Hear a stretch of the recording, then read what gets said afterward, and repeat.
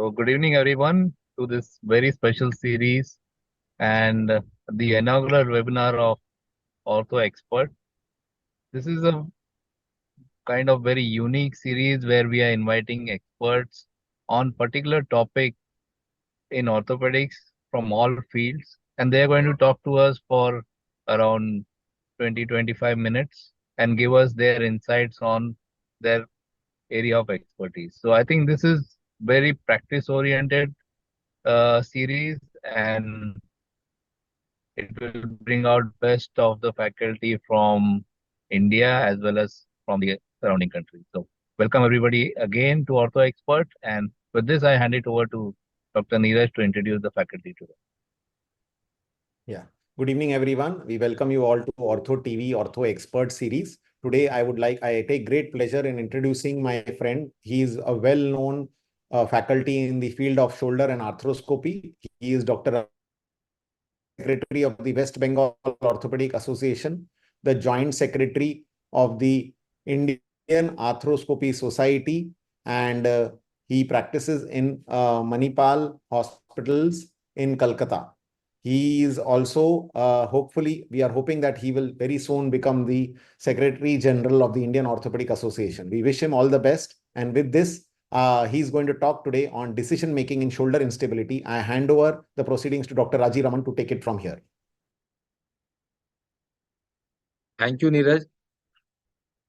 And thank you, Ashok, for this opportunity. And I think I would like to thank OrthoTV for such wonderful academics. Whole year they are sharing lots of academic activity, and I think I am also part of it. And I am proud and privileged to be part of it. So I will be talking on decision making in shoulder instability and why it is important. It is very important because nowadays, earlier, we have the only open surgery possibilities were there. There were no arthroscopy surgery opportunity 15, 20, 30, 30, 35 years back. And in last 15, 20 years, the shoulder instability treatment there has been a great change. So now most of us are treating the instability either arthroscopically with or without some open procedure. So it's very important when and how and what are the surgical procedure you will plan when you are dealing with a patient with shoulder instability. So let's start. What are the deciding factor? And of the most important deciding factor is age. The younger the age of the patient, more aggressive you should be in treating this patient, because most of this instability patient we get in younger age group between 15 to 25 or 15 to 30 years of age group. And in this patient, the chances of recurrence is very high. So what happens if you don't treat them properly? This patient may have a recurrent episode, and ultimately you have to plan for some bony procedure or open procedure. Second important thing is older age group. And what is important and very important that in older age group, elderly population, sometimes it's not only the labral tear which gives symptoms of instability. Sometimes it's the massive cuff tear. The patient has a cuff tear, but he represents in our clinic with a shoulder instability. This is very important. So whenever the patient comes in your OPD, the age is one of the most important primary deciding factor in decision making.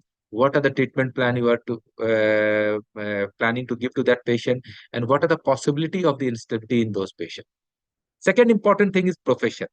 Normally, I describe it a demanding shoulder and non-demanding shoulder. And the demanding shoulders are the shoulders where most of the overhead activities are needed, like athletic population, laborer, even army personnel. And these are the demanding shoulder where chances of recurrence is very high. So you should be very aggressive in treating these patients. Suppose overhead athlete having a episode of a dislocation, sometimes the first time dislocation also, we are very aggressive to treat them. So this is very important to ask about the profession of the patient, and accordingly you can plan whether you will go for a arthroscopic or a open repair, adding with or without Bankart plus procedure. The third and most important point is bone loss. The bone loss normally we described in two categories, whether it's a glenoid bone loss or humeral head bone loss. And when it is a glenoid bone loss and a humeral head bone loss, we call it a bipolar lesion. And sometimes These are the important cause of instability. Suppose you have not justified or you have not seen the bone loss in CT scan, either in the glenoid or on the humeral head, and you are planning for your surgery. The patient, there is high risk, chances of high risk of failure in this patient. So always plan for surgery, seeing the bone loss, because accordingly you will you can decide whether you will go for a soft tissue procedure where you are doing a Bankart repair with adding a rempesilage, or sometime you have to plan for a Latarjet procedure. So bone loss, always try to quantify.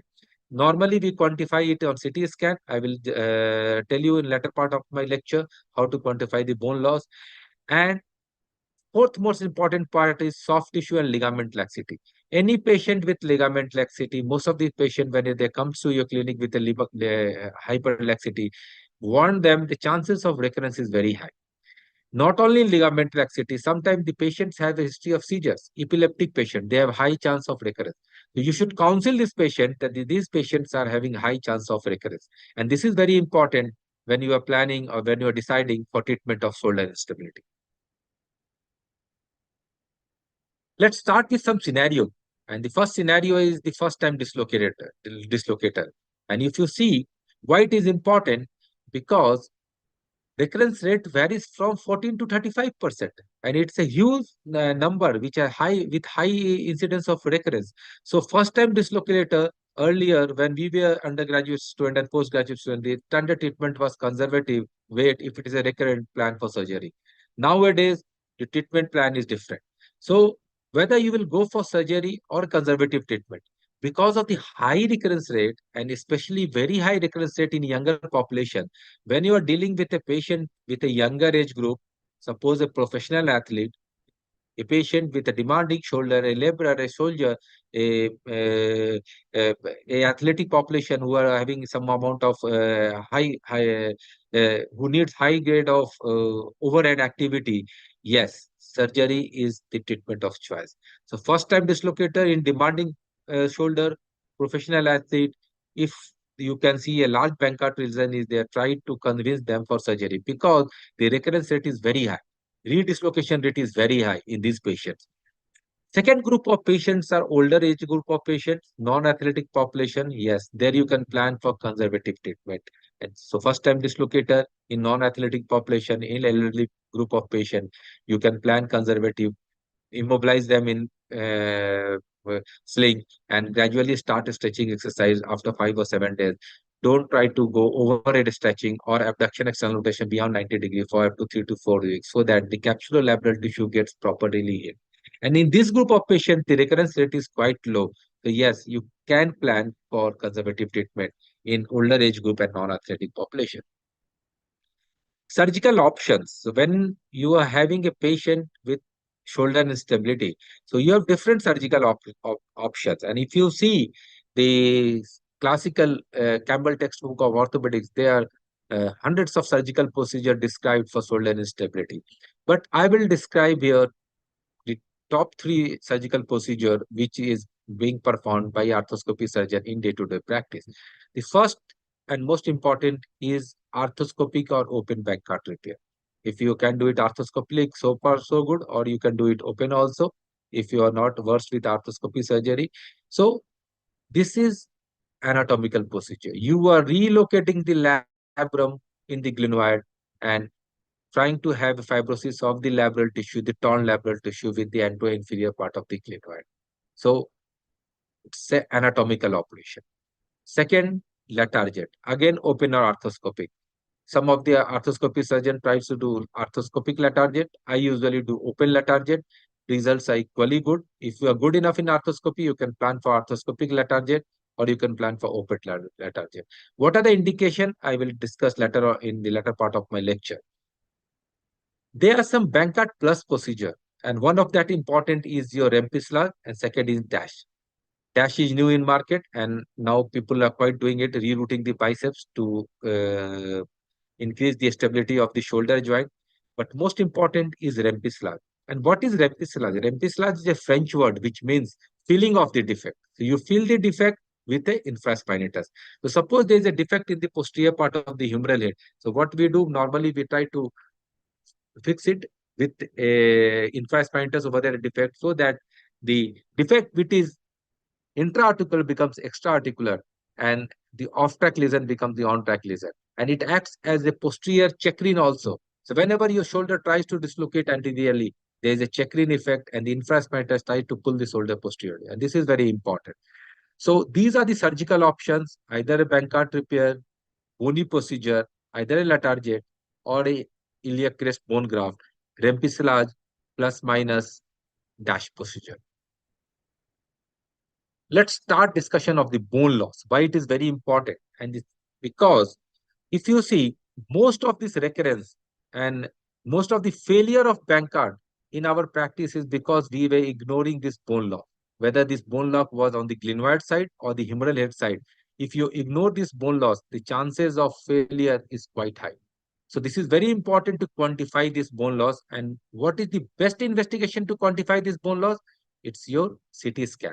So either you can do it as a CT scan. So nowadays, some of the radiologists can quantify the bone loss in MRI also. You can ask your radiologist to quantify the bone loss on the glenoid side and the humeral head Timberland. The glenoid side, normally the bone loss, we tried with the circle method, and you can ask it to compare with the normal shoulder and see what is the percentage of bone loss over the anterior inferior part of the glenoid. And Hill-Sachs, yes, you can measure the Hill-Sachs index and see what is the amount of bone defect in the posterolateral part of the humeral head. So what is Hill-Sachs? It's like a cartilage defect in the posterolateral part of the humeral head because of the recurrence anterior dislocation. It gets impinges. The posterior part of the humeral head gets impinges with the anterior margin of the glenoid, and there is a cartilage loss. And sometimes people ask, how will you differentiate between the Hill-Sachs and a bare area? It's a very simple answer. Hill-Sachs is surrounded by the cartilage, and bare area, you will not get it surrounded by the rough cartilage. This is a very important finding. When you put your scope arthroscopically, you see a lesion, a bony crater surrounded by the cartilage. That is the Hill-Sachs lesion. So try to quantify your glenoid bone loss and the Hill-Sachs lesion when you were planning for decide or for treatment of the shoulder instability. Off-track and on-track lesion. If you see, there is a separate lecture on this on-track and off-track lesion, but this is very important. So once you have quantified your bone loss, this is very important. If your bone loss, glenoid bone loss and humeral bone loss is more than 20%, what happens? When your glenoid is tracking over a shoulder, a humeral is tracking over the shoulder joint, if the bone loss is more, it will come out, and that is a off-track lesion. So what happened? Because of the bone loss, the track is decreased, and you see the shoulder is subluxating anteriorly, and that is those lesions are your off-track lesion. On-track lesion, if your bone loss, glenoid bone loss or humeral head bone loss is less than 20%, even in gliding of the humeral head over the glenoid, you see in the abduction rotation that it doesn't slips in the anterior part of the glenoid. It's a on-track lesion. So this is very important whether you are dealing with the on-track or off-track, because that will decide whether you will go for a soft tissue procedure or soft tissue procedure added with some rempiscillage or a dash procedure or a bony procedure. So whether after deciding your bone loss, see whether your lesion is on track or off track.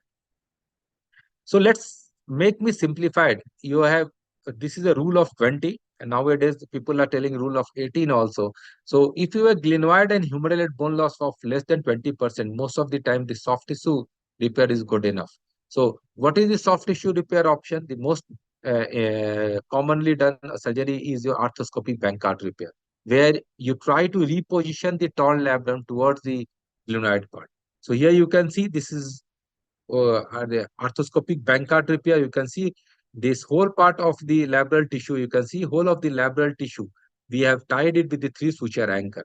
So the question arises, how will you tie this labral tissue over the glenoid? So there are 3 important steps. The first is the preparation of your labrum, where you try to release the labrum so that your labrum is floating. Second important step is preparation of the glenoid. You try to make the area anterior inferior part of the glenoid a bit raw. And third important step is reorientation or relocation of this torn labral tissue toward the anterior-inferior part of the glenoid. To start taking your bite from a 6 o'clock or 5:30 position and try to tighten it and try to create a big bump in front of the anterior inferior part of the glenoid. So here you can see this is a bump which is created, and this is arthroscopic back root. So glenoid and humeral head bone loss less than 20%. The soft tissue procedure may be good enough to give stability to your shoulder joint. Scenario 2, glenoid bone loss is less than 20, but humeral head bone loss is more than 20%. And these are the patients where you want to add Bankart plus procedure. So what is Bankart plus? So you are doing a Bankart surgery and you are adding some procedure with the Bankart. So either it may be a Rempislage or a dash. I prefer doing a Rempislage. Sometimes people nowadays people are doing dash also, or people try to reattach the subscapularis to the anterior part of the glenoid. So Bankart plus you can plan for the Bankart repair and add it with a Rempislage dash or a subscapularis augmentation. And these are the three important procedure which is very important when you have a patient with a glenoid bone loss of less than 20, humeral head bone loss of more than 20%. And Rempislage, you can see there's a big crater, a big defect in the humeral head. And you can see this humeral head, what happens if you don't try to fill up this defect. Most of the time what happens, because it's an off track lesion, so with abduction of the shoulder and the external internal rotation, the humeral head will try to push anteriorly, and what will happen, it will wash out whatever the Bankart repair you have done in the anterior and inferior part of the glenoid. So this is very important. When you have a glenoid bone loss of less than 20% and a humeral head bone loss of more than 20%, add some procedure. Either it may be a Rempislage, it may be a dash procedure, or it may be reinforcement of the subscapularis over the anterior and inferior part of the glenoid. Third scenario, fourth scenario, sorry. So these are very common in our clinical practice. In India, we get most of these neglected patients, and this is very common. The patients having a glenoid bone loss of more than 20 and humeral head bone loss of more than 20%. And these are the patients who are multiple time dislocator, having some amount of laxity. Some of these patients have history of seizure episodes of epilepsy also, and these are the group of patients where soft tissue operation has a high failure rate. So if you have a glenoid bone loss of more than 20%, nowadays people have decreased to it 18% also, and humeral head bone loss also more than 20%. These are off-track lesions, and avoid doing only soft tissue procedure in this patient because of high failure rate. So what are the treatment options? Treatment options here, we should opt for bony procedure. The first and most important bony procedure is your Latarjet. And how does Latarjet works? It works by three principles. Bone block by the coracoid, the cut end of the coracoid, which were attaching over the anterior and inferior part of the glenoid. Sling effect by the conjoint tendon, because what happens when you are reorientating it towards the anterior inferior quadrant, the conjoint tendon comes and it acts like a check-in in the anterior inferior part of the shoulder. And capsular reinforcement. So what we do normally when we cut the CL ligament, we try to tie it with the labral tissue, capsulolabral tissue. So there is a capsular reinforcement. So these are the triad, the bone block, sling effect, and the capsular reinforcement, which gives stability to the glenohumeral joint in having more than 20% of the glenoid bone loss and more than 20% of the humeral head loss. So Latarjet, again, you can do it arthroscopically or open. And here you can see in this patient, you can see there is a big Hill Sachs lesion. You can see there is a bone defect, more than 20% of the glenoid bone loss also. And here what we did open Latarjet. I usually prefer doing open Latarjet because arthroscopic Latarjet is a very technically demanding procedure. And this is, you can just do it in 45 minutes to 1 hour, reorienting the coracoid and just attaching to the anterior part of the glenoid. And you can just attach it to the 2 millimeter screw. What is more important in this page, this group of patient is that when you try to put this bone block over the glenoid and the anterior glenoid, don't try to overhang. It should be at least 2 millimeter metal to it, and this is very important. There should not be any overhang. And third important part is that try to push it toward the anterior inferior part of the glenoid, so that whenever the humeral head tries to come anteriorly and uh, a bony block is there, and the conjoint tendon acts like a sling effect, and your capsular reinforcement gives short good stability in the anterior and inferior part of the glenoid. So Latarjet, yes, it's a very gold standard operation. Either you do arthroscopically or open. What happens sometimes you have a bone defect of more than 30%, and these are the scenario of recurrent dislocated. Sometimes you have a more than 50% of glenoid bone loss. So coracoid will not work in those scenarios. So you have to plan for something else. And in those cases, you have to plan for iliac crest bone guard. ICBG is a treatment of choice in patient having bone loss of more than 30 to 35%. In these patients, isolated Latarjet or empicillage will not work. So try to increase the glenoid tract by adding a bone block from the iliac crest. And this is very important. Uh, uh, uh, when you are dealing with a patient with a recurrent dislocation patient, some epileptic patients have been having a history of epilepsy with a huge bone loss in the anterior and inferior part of the glenoid.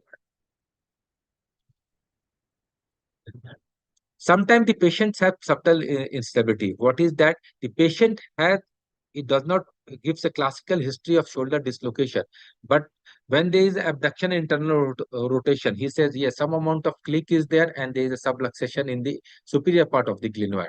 And these are the patients you should be very careful and try to detect the superior labral tear, which is important. The superior and anteroposterior labral tear is very important, and that also gives some amount of subtle instability.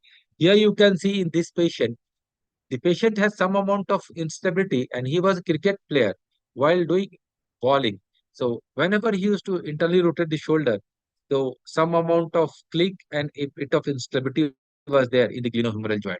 So when I put my scope inside, I saw the anterior labrum was intact, but there was a big slap tear. You can see here, and the tear was extending from the superior part, superior labral tear anterior to posterior. You can see the whole of the anterior labrum was quite intact, and there was no capsular labral in the anterior part.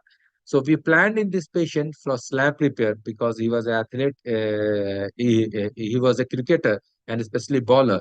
So whenever you plan for slap repair, avoid putting anchors toward the anterior part of the biceps because that restricts your movement, shoulder movement also, and that gives if you put the anchor anteriorly, it's very painful also. So here also, like Bankart, you start your surgery with your preparation of the glenoid. You make the superior part of anteroposterior superior part of the glenoid rough. You can use your rasp. You can use your shaver also in low speed mode so that you can make it rough. Once you have made it rough, second important part is same. You try to put your anchor and superior to the biceps and try to tie the superior labrum over the glenoid. Here you can see with the rasp, we are making the superior margin of the glenoid rasp, and you can see the bleeding coming on, which is very good sign. And here you can see the whole of this superior labrum is peeled off, and that is because of the overstretching of the biceps. And biceps is the main pathology in slap tear. What happens? The biceps try to pull the superior labrum, and there is a tear in the anterior posterior part of the labrum. So whenever the patient has a overhead activity, a thrower, a baller, the abduction and internal rotation try to produce a over stress and sometimes the over stretch external rotation in the superior anterior part of the lab. So here you can see with the all suture ankle, normally we have repaired this lateral tissue, and you can take a bite there. You can see with the two anchor which are proximal to the biceps, normally you can repair whole of the capsulolabral tissue. So it's like a Bankart repair only in the superior part of the glenoid. So we are attaching the biceps with labral tissue toward the superior part of the glenoid. And once you have fixed it, you can see whole of the superior labral tissue is quite stable. And thus try to rehab this patient and they are back to sports after 3 to 4 months. The fifth group of patients are elderly patients with shoulder instability. And these are the patients, sometimes we thought in the MRI, sometimes it's reported there is an anteroinferior labral tear and rotator cuff tear. Believe me, my friend, most of the times the rotator cuff, which is the cause of instability in this group of patient. So elderly group of patient, if presents to you with shoulder instability, always try to exclude rotator cuff. This patient, 65-year male, had multiple episode of shoulder instability, and he had a anterior inferior labral tear. When we put our scope inside, in the MRI also it was obvious. We saw a massive cuff tear like this time, sometime produces the shoulder instability. So this is very important. You try to relocate this process. You try to put this rotator cuff over the greater tuberosity, and once you repair it, the shoulder joints become stable. So elderly patient, this is very important that you should exclude rotator cuff tear for shoulder instability. So let's conclude. I think this is very important. We have four group of patients. The first is glenoid bone loss less than 20%, and Hill-Sachs lesion is a small, and we call it on track. Arthroscopic Bankart repair is the answer for this group of patients. The second group of patients, glenoid bone defect less than 20%, but is an off track, is a Hill-Sachs lesion which is more than 20%.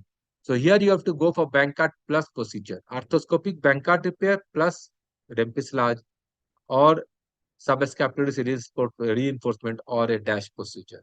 The third group of patients where the glenoid bone loss is more than 20% and it's an on-track lesion, Latarjet is treatment of choice. And if you have a glenoid bone loss of more than 20%, the off-track lesion, Latarjet with Rempislage is the answer. And sometimes you have a very big humeral head defect of more than 34 or 40%. You can add a bone graft to the humeral head, iliac bone graft. And sometimes if you have a glenoid fossa defect, bone defect of more than 30%, plan for ICBG, not Latarjet, because Latarjet is going to fail. It will not increase the glenoid tract in those group of patients. So this is very important, and this is a very important charge in planning for your decision making in shoulder instability. Thank you so much. Thank you, Dr. Raji. This was complete comprehensive complete comprehensive topic, which we have covered very well. So we have a few questions from our viewers. So the first question is that do you always advise a CT scan and something like a tracking, which you were saying on track, off track, when asking for an MRI in a suspected dislocator, or it is a rule always for all shoulder MRIs? So normally the standard investigation whenever a patient comes, the first is the X-ray. So sometime in X-ray also you can see the bony Bankart, you can see the glenoid bone loss and humeral head bone loss. The second investigation, if patient can't afford, is the MRI, and you ask your radiologist to quantify the bone loss in the humeral head. Because nowadays the radiologist, in some of the coil, they can subtract the humeral head and quantify the humeral head bone loss, Hill-Sachs lesion, and quantify the glenoid bone loss. So if you tell me one investigation, it is MRI, because we can have judge the bone loss also and the soft tissue injury also. But CT scan will give only your assessment of the bone loss. Yes. So mainly what should we, supposing if we are suspecting that the bone loss is maybe little more or borderline, so what should we actually tell the radiologist, which will help us in decision making, whether to do Latarjet versus Bankart? What should we exactly tell the radiologist to see? And do we So actually tell the radiologist to compare with the opposite side? yes. So this circle technique is that they compare it with the opposite side and ask them to tell what is the glenoid bone defect. So if glenoid bone defect is more than 20%, nowadays people are coming to 18% also. So you have to plan for some bony procedures. Soft tissue procedure is not going to work.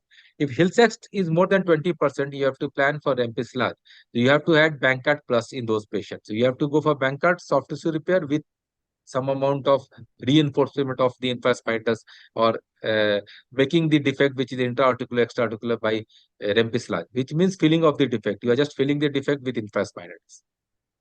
Okay. The next question is that when do you recommend to operate in a first time dislocator? Actually, do you do? Because some people do, some people don't do. So do you actually do? And if you do, then in what type of patients? Yes. So that was my first case scenario, first time dislocator, young, younger is the patient, try to operate, athletic population, demanding shoulder, those shoulder which needs abduction, external rotation, laborer, even army man, overhead athletes. try to repair because the recurrence rate is very high in those patients. Yes, non-athletic population, elderly group of patient, you can plan for conservative treatment. Okay. Conservative means what? Basically, do we operate on the second time, third time? How do we basically decide? So normally, if it is more than 2 times, we call it recurrent. And once it is recurrence, you have to plan for operation. Because now, if you don't do surgery, the third or fourth time dislocation will create more of the lateral injury in the anterior and inferior part of the glenoid. And also, the Hill-Sachs defect will increase in with multiple dislocations. Hello? Yes, am I audible? Hello?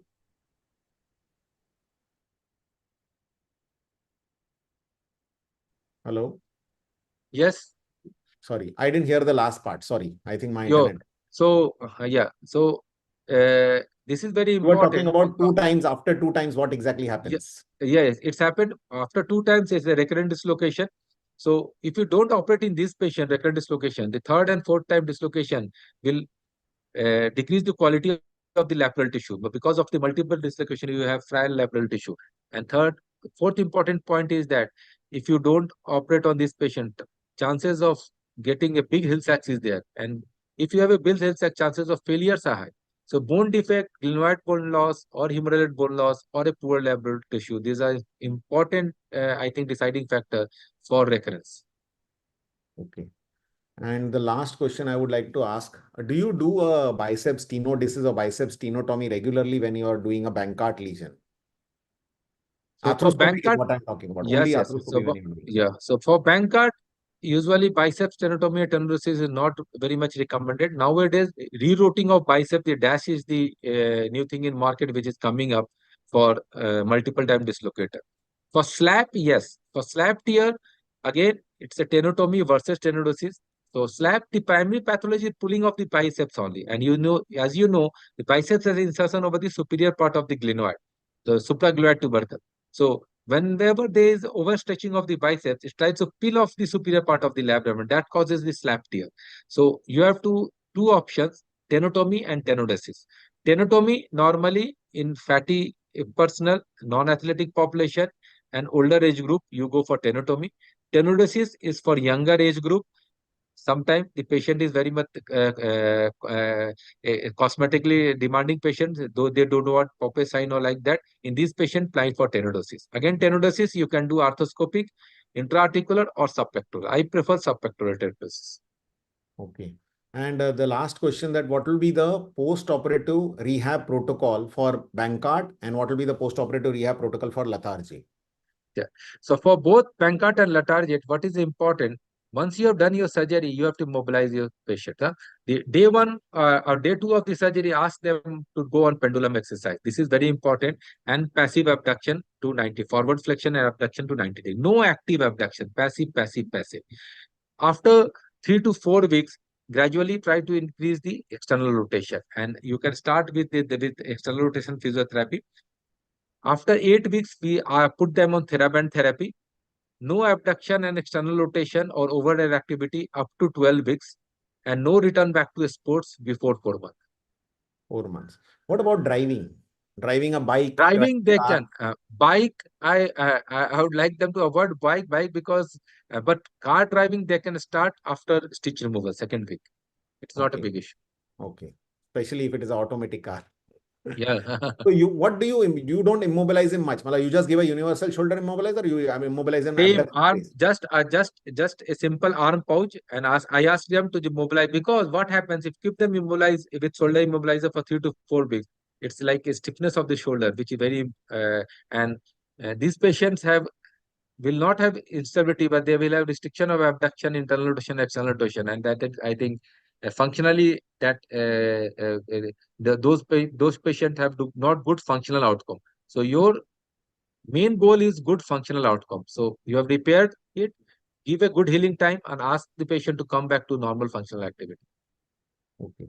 Thank you, Rajeev. That was a very great comprehensive coverage of the shoulder instability. I am sure that many young orthopedic surgeons and even people like me who don't do regularly or see patients regularly of the shoulder instability will learn a lot from this. With this, we thank Dr. Rajeev Raman. And if you have any more questions, you can always ask later on in the chat box. He will always be available to answer your queries. Thank you very much and good night to Good everyone. night. Good night. Thank you, Neeraj. Thank you, Ashok. Thank you, Ortho TV. Stop the streaming.